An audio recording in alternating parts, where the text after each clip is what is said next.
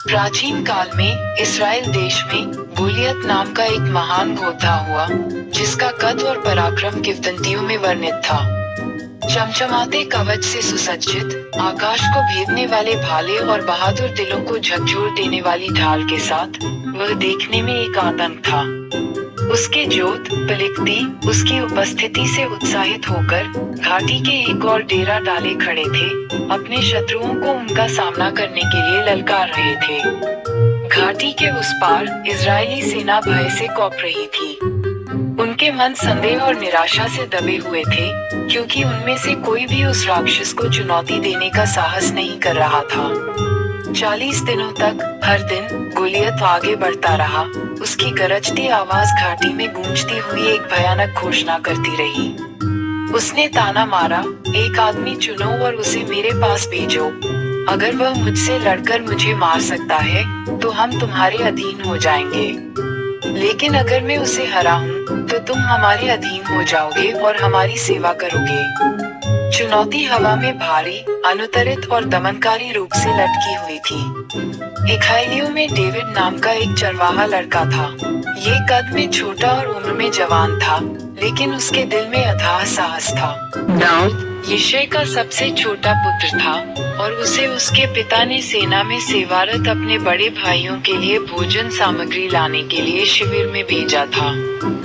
उस दुर्भाग्यपूर्ण दिन जब दाऊद अपना सामान लेकर पहुंचा, तो उसने गोलियत की आवाज सुनी, एक ऐसी आवाज जिसने मानो आकाश को हिला दिया हो।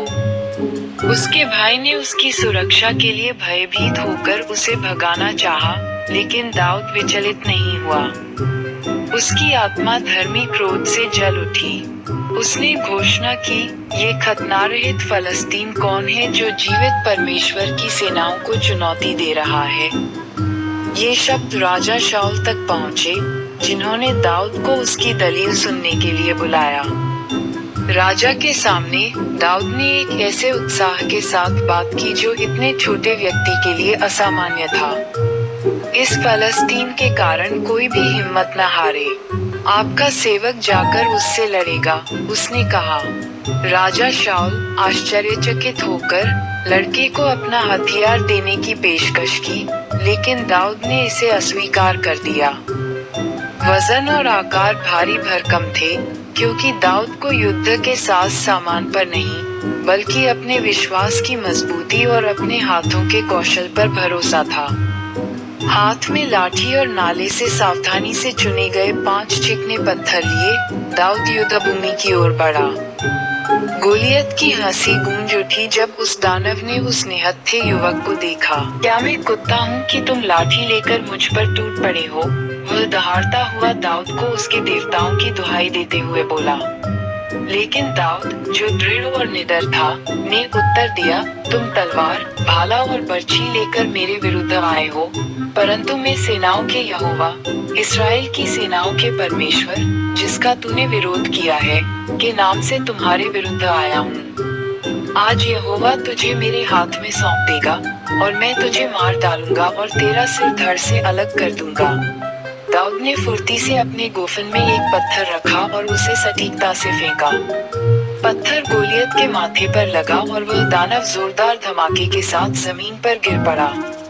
पलिश्ती स्तब्ध होकर चुपचाप खड़े रहे जब दाऊद ने आगे दौड़कर गोलियत की सबसे ऊंची तलवार छीन ली और गिरे हुए योद्धा का सिर काट दिया।